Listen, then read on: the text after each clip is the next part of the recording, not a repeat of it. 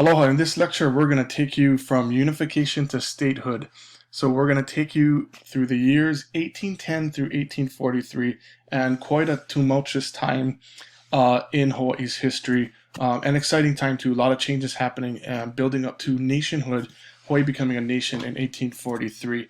So as you can see here, the unification, as we already discussed, happens in 1810 when Kamehameha unifies all of the Hawaiian Islands. However, in 1819, some major things happened. The death of Kamehameha I and the fall of the kapu system.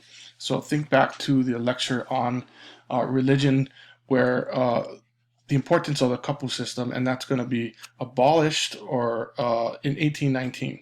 We'll also have some major things happening, such as the arrival of the missionaries in 1820, the arrival of writing, which leads to publishing in 1822, and our first constitution in 1840. So all of those things on this list may seem like sort of separate events.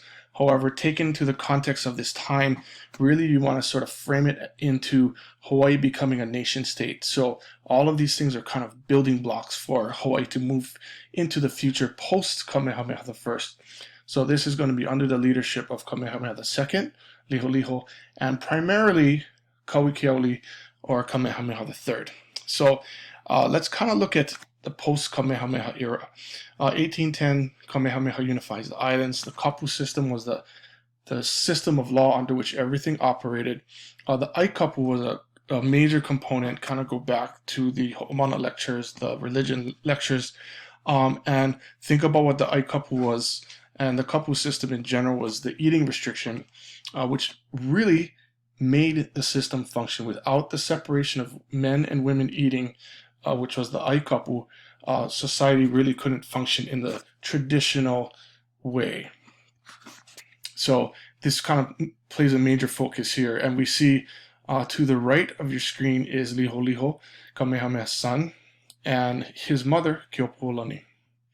So if we kind of contextualize Kamehameha II or Liholiho, and you can see he's down here. These are all the children of Kamehameha and Keopuolani. Ka'ahumanu, who was the regent, or Kuhina Nui, was one of Kamehameha's other wives. So Keopuolani was an extremely high-ranking ali'i wahine, and she gave birth to 3 of the children, Kamehameha II, III, and their sister. And she plays a part, believe it or not, in the fall of the kapu system. And really it's going to be centered around Liholiho, his mother, Keopuolani, and Ka'ahumanu, who was the regent who ruled along with Kamehameha, and primarily in his absence. So Liholiho in 1809 was named as heir to Kamehameha, which was, think about it, a year before Kamehameha unifies the islands, and played a part in the Treaty of Kauai. And that was kind of a founding principle of that treaty. Keopuolani was very, very extremely high-ranking ali'i, and she was the one principally in charge, kind of under decision-making of breaking this kapu. And Ka'ahumanu, of course, was the premier, or Kuhina Nui, and Ka'ahumanu in her own right was really sort of thought to sort of be in this power struggle of wanting more power, but we're going to sort of reanalyze that historical narrative here. So unification of the Hawaiian Islands in 1810, and under this Kalaimoku system, we have a prime minister and 3 governors who govern all the territories. And Kalaimoku is the prime minister who runs the day-to-day operations of the Hawaiian Islands, and his governors. And we basically have a centralized government under Kamehameha in 1810. However, in 1819, Kamehameha I passes away, and if you kind of take the time to read this passage here, it's very, very poignant. You should kind of pause this and read it, because it really sort of a testament to his power, his nobility, and just his kind of character as an epithet to his sort of legacy that we have today. So take time to pause this and really read through and just sort of let this sink in as to the character of who this person was. So I'm going to forward this to 1819. And what we kind of see here is this something super interesting, and And this is the idea of the fall of the kapu system. Now, under Kamehameha's rule, we had the kapu system as the system of laws. But what's interesting is not 6 months after the death of Kamehameha, the kapu system's abolished by his wife. So what does that sort of tell you? It tells you several things. One of the major things it tells you is that it never would have happened under Kamehameha's rulership while he was alive. This happened after, and it happened very quickly. And Ka'ahumanu and Keopuolani kind of pushed a young child, Liholiho, into breaking the kapu system, and they made him eat together with them, which seems like a very simple act, but under the kapu system of the Aikapu, that was a major transgression. And with that singular act, believe it or not, the entire kapu system kind of fell to pieces. Okay, and Kamehameha, as you can see here, tells Liholiho to follow in his kapu, and that the kingdom is his. However, Ka'ahumanu, at his installation ceremony in 1819, has a young Liholiho. Remember, he's still a child, and he's being influenced by Ka'ahumanu, who is his father's other mothers. Po'olua is the term we use, and his own mother. So what is he to do? He really cannot disobey. But they're sort of whispering in his ear saying that they should share power. So you have some sort of push and pull here. But Liholiho consents, and he's still, age 22. So long story short, Keopuolani and Ka'ahumanu force Liholiho to really eat with them. And Liholiho, it has to be said, was adamantly against this. He did not want to. He wanted to preserve the kapu system. His father gave him the religion, gave him that path to mana. And to his younger brother, Kawikiaoli, he gave the government. So Liholiho was kind of the pre-contact ho'omana child. And Kamehameha kept Liholiho close to him and taught him the old ways to preserve. So for his mother and Ka'ahumanu to force Liholiho into that position really, really was something of a huge historical narrative in Hawaiian studies. So basically, it was Ka'ahumanu and Keopuolani versus Liholiho and his cousin, Kekuaokalani. And again, not 6 months after the death of Kamehameha, the kapu system is completely dashed. And it even has its own battle. There was a revolt.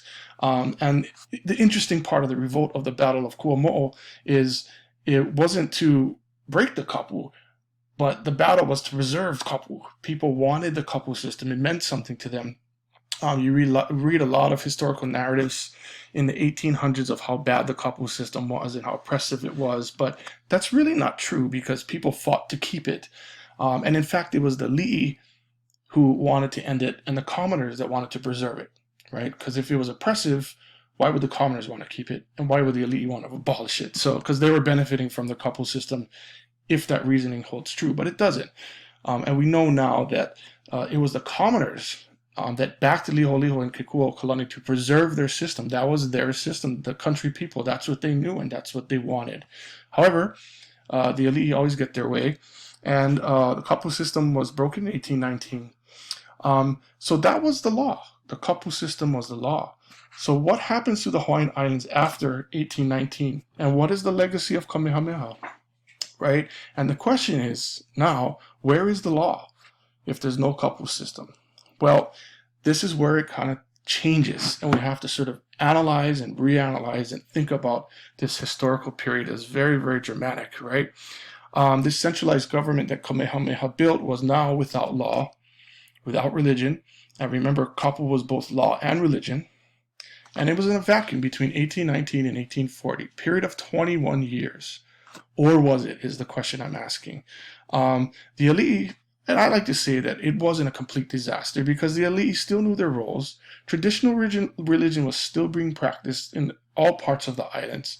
And it was the elite that abolished it, not the commoners. It was not a revolt, but a revolution. So why go through all the fuss? Is kind of the question. Why do it at all? Okay. And so what we're going to do is really think about the legacy of Kamehameha in a different way, because I think what was happening here is instead of thinking about it as losing kapu and losing religion and our traditional way of life, what was happening actually was that Kamehameha and his descendants were building a nation. So they were sort of thinking about the old ways and thinking about new ways. And they were embracing this theory of international law because it had already been introduced to the Hawaiian Islands. Kamehameha was well aware of it through Captain Vancouver and the other people he met, John Young and everything. And so they wanted to become a nation. And this was the process by which you built a nation. And if you read the quote in red, it's so telling because it says, "It is strange that Keopuolani should have desired free eating against her own interests and for children. She and they were looked upon by the people of gods with the power like fire, heat, and light. So when she broke down the kapu, she became a meek, regular woman, and chiefs and people mingled on an equality." So you think about that, what that tells you, and this is the most amazing quote from Samuel Kamakau, because it's saying if she wanted power, then breaking the kapu system was the thing that actually took power away from her, not gave her more power. Under the kapu system, she had the most power. So why give it up? And the answer is very simple. They gave up power for the people because they did everything so that our nation could flourish. Okay, so we can think about these versions of history in different ways about breaking the kapu versus establishing of a new system. And I kind of usually spend time talking about this quote here from this author, Kanalu Young, Dr. Kanalu Young, and he talks about this flipping of this understanding of this version of history, in that it wasn't taking away stuff from us, but it was adding stuff to us. It was an establishing of a new system, not a kapu, but it was an Ainoa system. And Noa and kapu were opposites, and this Ainoa system gave us freedom and gave us the ability to formulate a government and a nation, which manifested itself in 1843. Okay, and this, you can kind of read this, pause this lecture and kind of read this, which is very, very important, sort of syncopating all of these different ideas together. Okay, so we have two different versions of history we can look at. The traditional version is the fall of the kapu system, equated to the wholesale destruction of the Aikapu and Hawaiian ways. This is the kind of version I was taught when I was in Hawaiian studies, which was the fall of the kapu system decimated our language and culture, which really, if you think about it, is not sort of what we know today. Version 2 is far more acceptable and gives us power and motivation, and really gives us back the strength of our ali'i, because we know that they weren't acting out of sort of panic. They were acting and building something powerful, which is the Hawaiian nation in 1843. So this establishment of Ainoa was a new beginning, something already in process. Kamehameha himself already was sort of envisioning where he wanted his islands to go. And that was towards nationhood. Very, very simple. So after the fall of the kapu system in 1819, Liholiho is crowned, Kamehameha II, and our Kamehameha I dies, leaving a hybridized system of both British and Hawaiian governance. So it was Hawaiian in the sense that it had chiefly rule, genealogy, over 1,000 years of ancient wisdom sort of funneled into this, and it was British through the ideas of governors of islands and a premier position created, so on and so forth. Now we're going to go on to the written word in Hawaii, from the missionaries to printing.